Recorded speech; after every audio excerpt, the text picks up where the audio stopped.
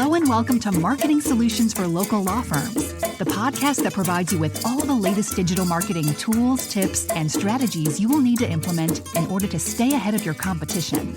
If you are looking to substantially increase your caseload in the next 6 months, this is the podcast for you. And now, here's the host of our show, the local business guy himself, Frank Deming. Hello, everyone. This is Frank Deming, the local business guy. Welcome to another episode of Marketing Solutions for Local Law Firms. Happy Wednesday. Happy hump day, everyone. I hope you guys are having a rockin' week thus far.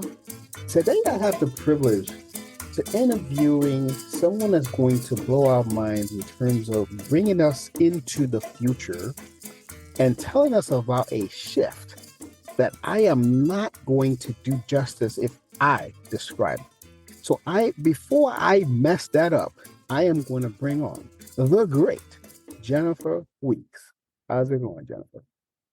Going well. It's really good to be here. Awesome sauce. So I said a couple of things there about you, but I don't want to mess up the great stuff that you've been doing out there on the internet and how you're going to future pace us, if you will. So without me messing that up, can you tell us who are you and what do you do? So my name is Ghennipher Weeks. My friends call me Jen. Thanks for the clarity. I'm the co-founder of a company called the Primefluence, and I have spent over 25 years in consulting and in marketing. Usually I wasn't embedded in teams directly. I'd be brought in when organizations needed to find a growth out of something that wasn't working. And so along the way, I have worked as a fractional CMO, and I've worked with big agencies, with well-known brands, as well as smaller companies. But my focus has always been on just trying to connect strategy to something measurable, which in most cases is revenue. Mm-hmm. So I came upon something a little less than a year ago that really honed in on that more than just about anything that I'd done before, which led me to co-found this company called the Primefluence.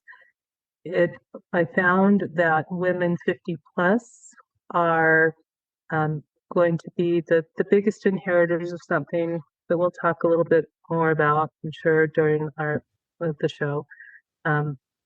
They will be inheritors of what's called the Great Wealth Transfer. Mm-hmm. Yeah. And what's important about that is, like I said, the measurable outcomes of that, what that means for businesses, what that means for even attorneys dealing with these businesses, it's been really exciting to me to kind of build this out and talk to companies and see how they're managing all of this. Right. Awesome sauce. So the Great Wealth Transfer. So I have not heard of that, and I'm sure a lot of our listeners have not heard of that as well. And you said something about women over 50 that are basically the center of it. Is that what you said? Yeah. So Okay. For those Talk more about that. Yeah, for those who haven't heard about the Great Wealth Transfer, it's a polite way of saying that baby boomers, who are the wealthiest generation in history, are aging, they're dying, and so that wealth is starting to move to their next generations. And so we're talking 80 to 100 trillion dollars shifting over the next couple of decades. And so it's already begun. Yeah, we've really started to see a big uptick here in 2025, and the peak years will be in the early 2030s, so the next 5 years or so. And women 50 and over are at the center of it for some very specific reasons. one thing is we know that women live longer than men. So they're most often the surviving spouse. They marry, these Gen X women are marrying married baby boomer men often. And the baby boomer men die, leave the surviving spouse this huge inheritance. So that's one thing. They're also inheriting from parents. Um, and a lot of these parents already own or co-own businesses. So these women are inheriting these huge businesses. And doing that, they're starting to manage assets. So it's not like they're just getting a account full of money. They've got wealth. And that wealth needs to be invested. It needs to be spent, and it also needs to be passed down to their children. So that's really a huge thing in history, and it's the first time we've seen this amount of money being passed from one generation to another. And why would this, as you know, most of the people who listen to my show are attorneys. Why would this matter to an attorney? Okay, so there's a couple of statistics that are really interesting in this, not related directly initially to attorneys, but ultimately you'll see. So women who are receiving this wealth, 76% of them will leave their financial advisor within a year because they felt ignored or dismissed. And yeah, 76%. But a financial advisor is not someone that's going to call you all the time. So I'm a little confused about that one. Well, 40% of these women say that the advisor doesn't even listen to them, and they invest differently. And so the way that they invest is different than the men that these financial advisors were working with before. So for lawyers, knowing that these women are getting these huge swaths of wealth, that means that their attorneys' clients are changing. So in the states, estate planning, women are going to be making the financial decisions over these next 5 to 10 years. Right. In corporate M&A, valuations are going to need to be made based on this same woman, a different end customer, because now most valuations are made on a Gen Z to millennial customer. So that's going to need to change. In financial services, just the things that they do for these women would be different because they have different priorities. So they are becoming the primary decision makers in this great wealth transfer. So we'll see a lot of changes over the next 5 years. Okay. Now I've known you for a little bit, Ghennipher. As you know, what's been 2 years maybe? Yeah. Tell me something, and I'm sure the audience is intrigued about this too. What intrigued you about this project? What made you go forward with this project? We'll be back after a quick break. Hello there, listeners. If you're an attorney and you would love to be a guest on the show so you can promote your services to people that listen to the show and beyond, give us a call at 888-416-7752 or send us an email at podcast@lbmsllc.com. One of my associates in the podcasting team will send you an email and connect with you, schedule some time, send you the podcast intake form, and schedule you to be interviewed on the show. So if that's something that you really would want to do, go ahead and take one of those actions, and we'll take it from there. So until then, enjoy the rest of the show.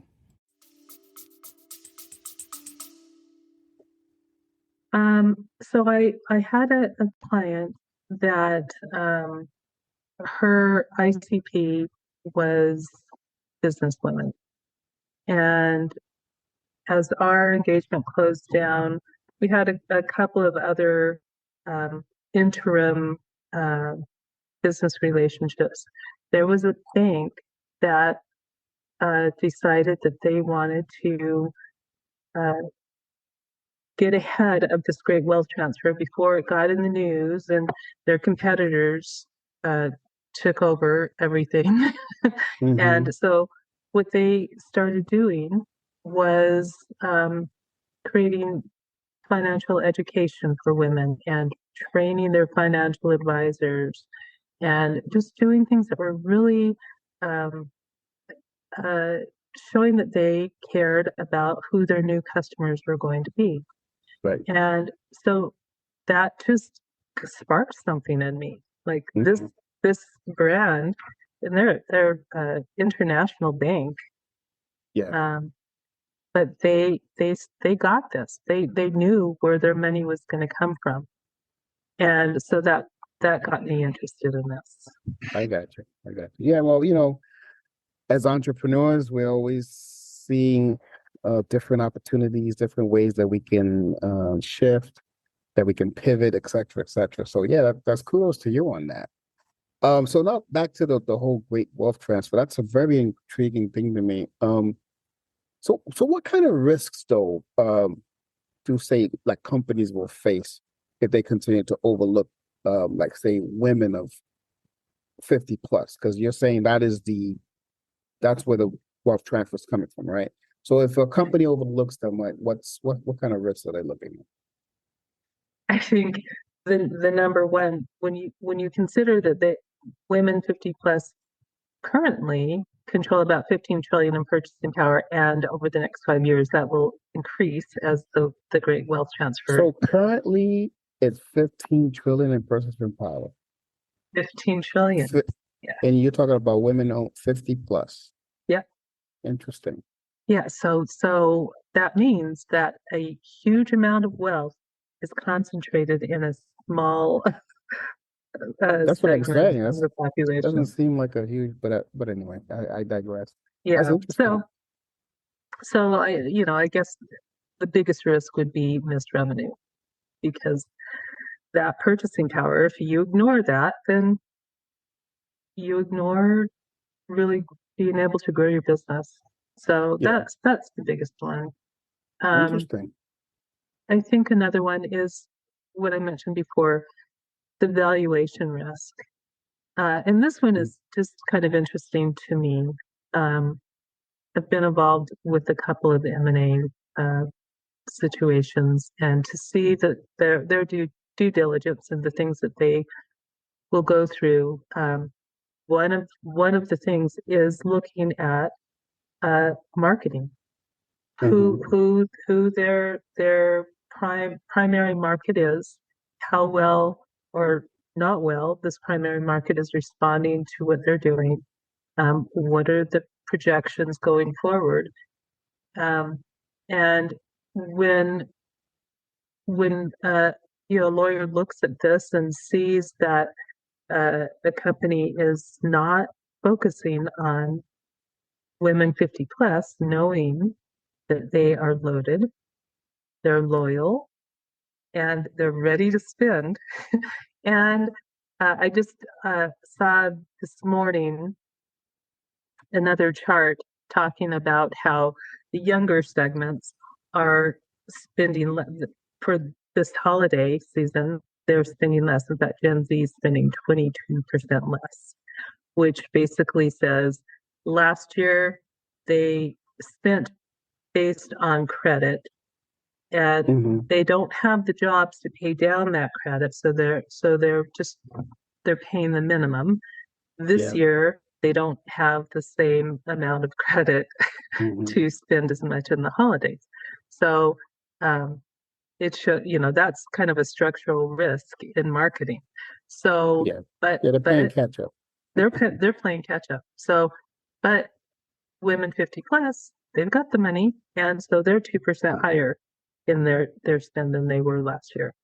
And baby boomers are even higher, but I don't really focus on them much. But the trend, so this year they're 2% higher. Do you happen to know what they were, if they were higher than the prior year, and then what that percentage is? Yeah, they were higher. Mhm. I don't know what the percentage was.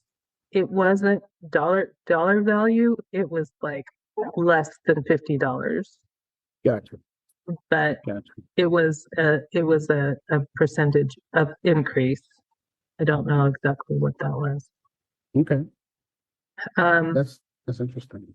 but yeah, so valuation, that's something attorneys on that corporate side will care about, is Hmm. how well companies are doing um, with their segmentation. Gotcha, gotcha.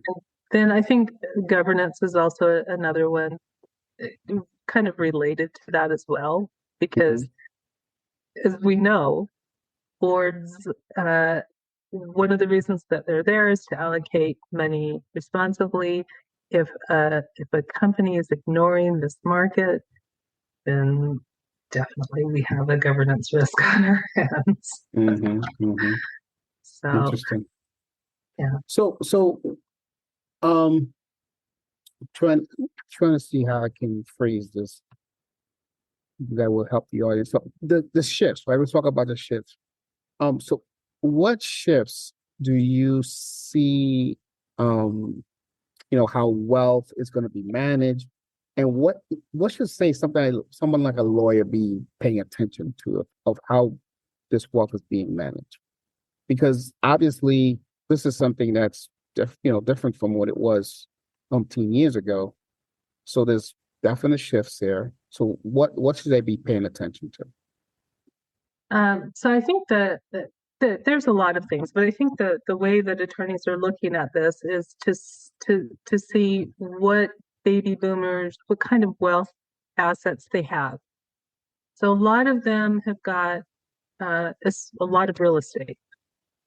Okay. It's going to be passed on to these women. So sometimes these women will be managing property across multiple states, multiple portfolios, different retirement accounts, family business. So there's a lot of that, I think, is one of the biggest shifts.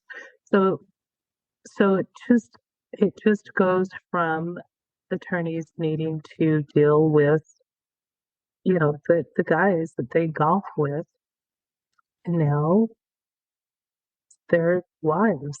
Right, What, right, what kind of relationship were they going to have with them, right. or their 50-year-old daughters? Hmm. Um, Also, another shift is that women live longer, and so But that's always these been the case. I don't think that's a shift.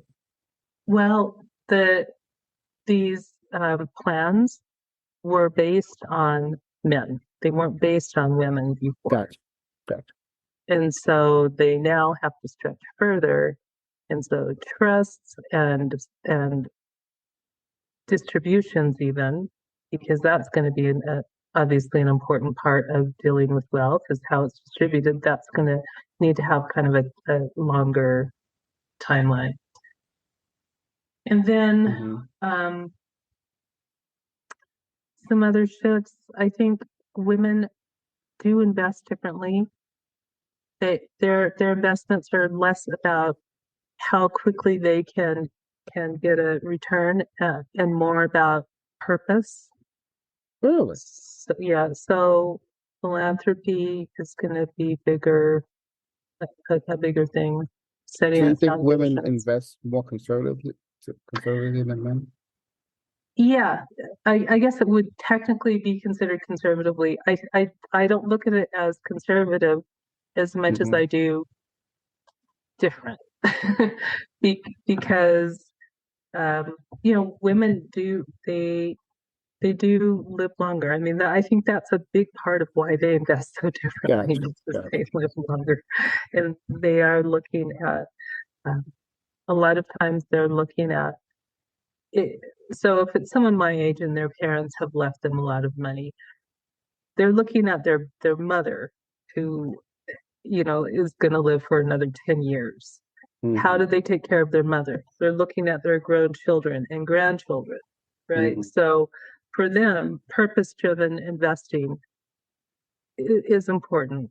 And they don't care so much about the fast turnaround because this is how they'll grow their legacy and be able to have multi-generational impact. I got you. I got you. That's all fascinating to me because I always thought that women live longer because you guys kill us off earlier. I'm just joking. I just Well, you never know. No, I just had to throw that joke in there. No, this is so now I'm just kind of curious, out of curiosity. Obviously didn't come, this is something that's been brewing for quite some time. I know you just started working on this, but do you have any data as to, when people started noticing this shift or if anything like that? Yeah. So the first signals of it was about 2018, 2019. Okay. But when you look at it kind of from an anthropological standpoint, like every demographic has its own version of this. Yeah.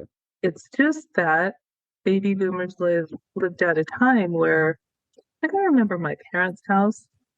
They paid, I think it was 11,000. They had a half an acre of land. Yep. $11,000, like in a nice area. We pay that for rent. Yeah. Now. That's crazy. Yeah. So they lived at a time where things were much different. Yeah. And so, historians know that at the end of that life cycle, there is going to be a lot of assets that will need to be transferred. So it was expected, but 2018, 2019 were when the first signals really started to be clear. Yeah, this is happening. Yeah, I was curious about that. That's fascinating. That's interesting. So let me ask you this: if you had just say one piece of advice for say an attorney, or anyone at that for that matter, that's advising a corporate or financial client, what would that be in terms of what we're talking about? So for attorneys who are advising corporate clients, yeah, I would tell them to insist that their clients follow the money. Right now, we are in a marketing world where buzz is the bigger lever for most companies, most brands, even major brands are trying to generate buzz more than focusing on marketing. There's so many implications to ignoring this concentrated, tiny little segment that'll hurt businesses immensely. So I would encourage attorneys to tell their clients to follow the money, not follow the buzz so much, not follow engagement as much, and other softer metrics. Yeah, like be revenue focused. No, hey, it's all about revenue. It's all about revenue.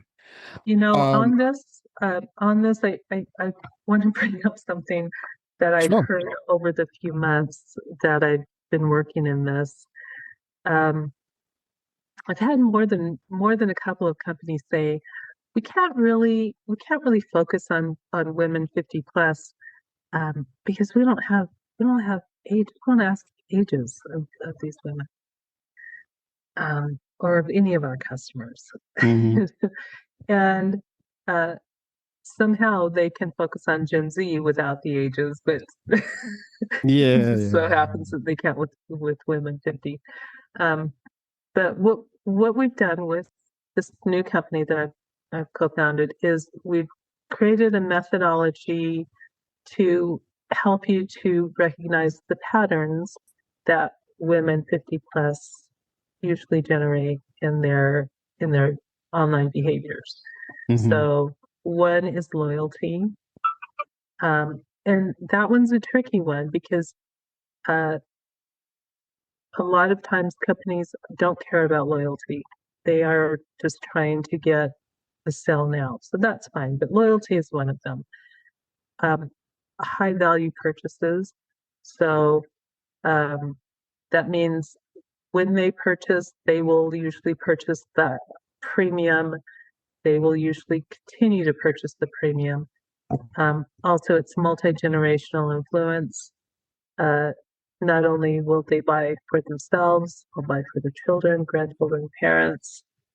And so their per sale purchases, the price Mm-hmm. is higher. We have a whole list of things that help a company be able to identify these patterns. So um, that's another thing too is attorneys saying, okay, you need to find out a way to be able to concretely target this market because this is where the money is, and your Right. business is not going to do well without targeting. Well, I'm glad you said that because I was going to, because up until now we've been talking about the shift. We've been talking about, um, where the money is and how to focus on it. Make sure you don't overlook it and all that stuff. But we have not talked about the system that you created, and it was called Primefluence. I want to talk a little bit more about that because, again, this is something that no one's ever heard of. Yeah. So a little about the name. It's a combination of two names, Prime and Influence, because these Mm-hmm. women are at their prime. They're usually at the highest earning period of their lives in their 50s and early 60s. And they have lots of influence, multi-generational influence. So Yeah. Primefluence is the name of it. And so our system basically gives executives a way to see whether their business is truly resonating with this segment. So we take a company's data, and so it's all first party data. We'll calculate a Primefluence score across our dimensions, like I was just mentioning a couple of them. Mm-hmm. We score that as the baseline. And then Mm-hmm. we identify what's making some of their scores low. We give them some suggestions on how to lift that score. They do a test run on that. So maybe 6 weeks of a test with our recommendations. Mm-hmm. We rescore, and when they have lift, we can correlate that to revenue. Nice. So for attorneys, they can look at it as a commercial framework. Mm. Because it just makes that connection between a segment and revenue very concrete, very visible. But this is a system slash framework that you and your partners came up with.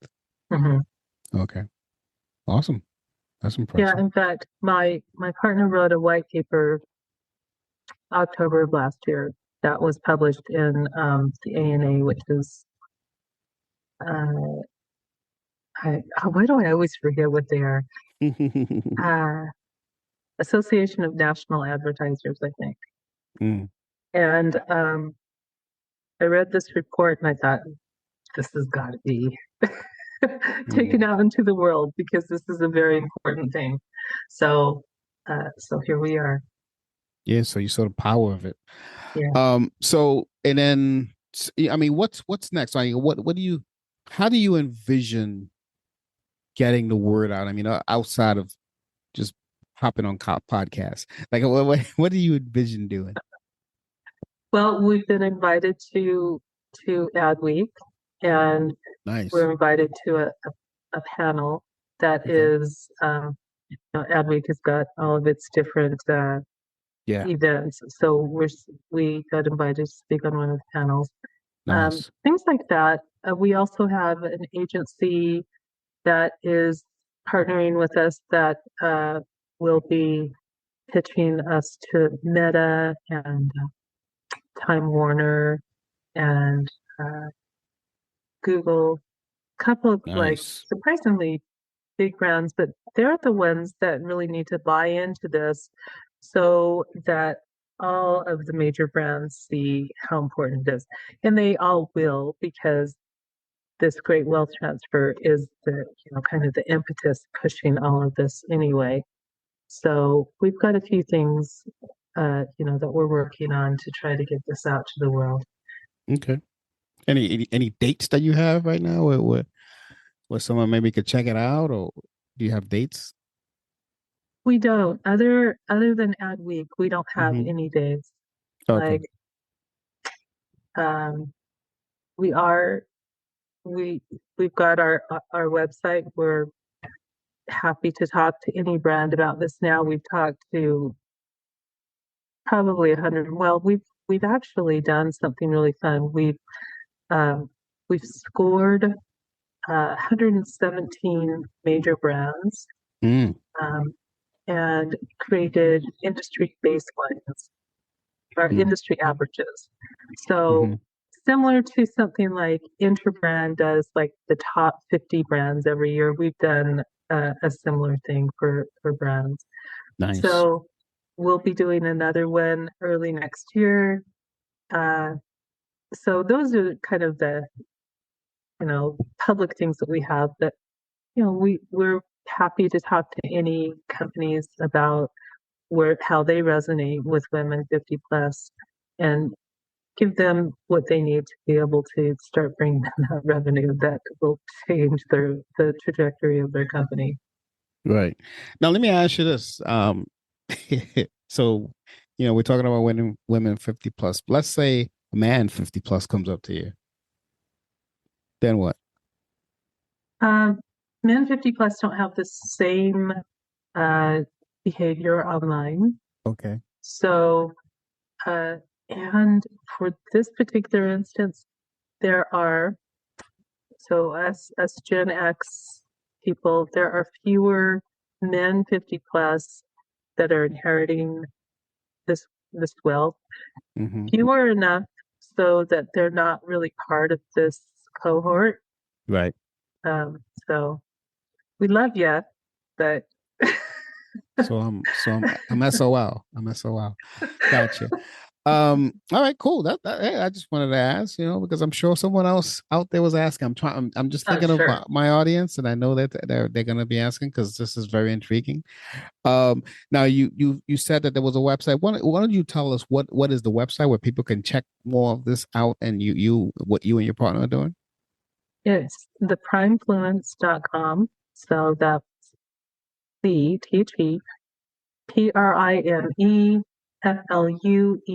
primefluence.com. The primefluence.com. Awesome. And I'm going to put a link to that in the show notes so you get it right there.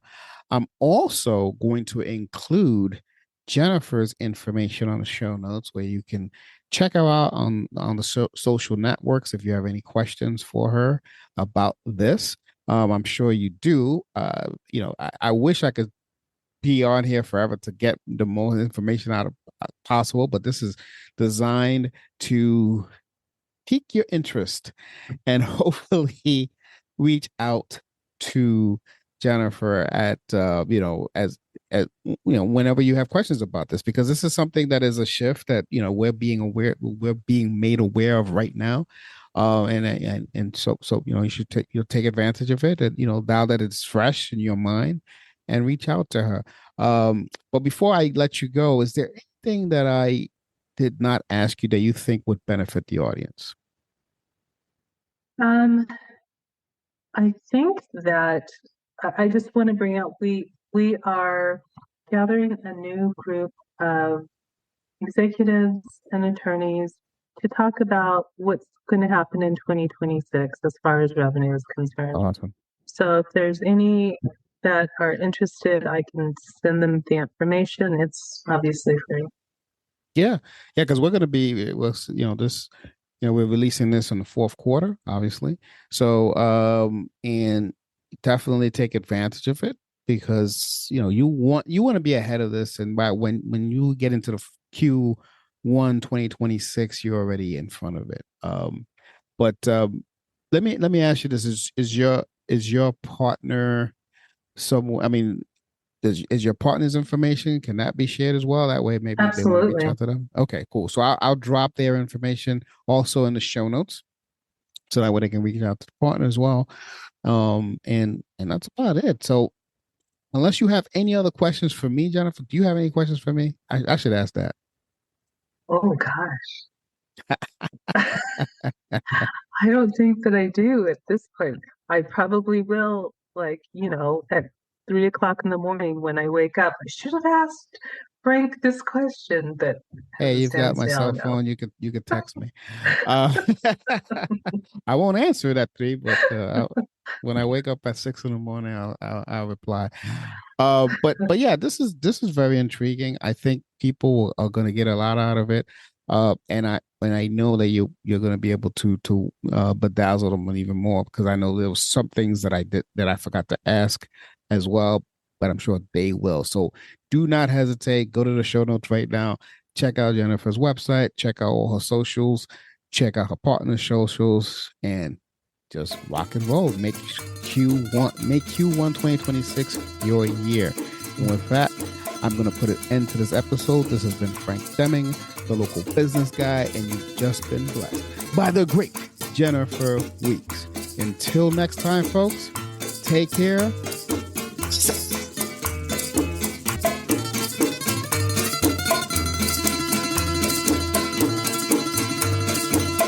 Thanks for listening to another episode of Marketing Solutions for Local Law Firms, the podcast that provides you with all the latest digital marketing tools, tips, and strategies you will need to implement in order to stay ahead of your competition. If you would like to know more about the topic we discussed on the show today, reach out to Frank and his team at 888-416-7752 and schedule a discovery call with one of the marketing consultants. If you'd like to be a guest on our show, send an email to podcast@lbmsllc.com and we will put you on the schedule. With that being said, until next week, make it a successful digital marketing day. Peace out.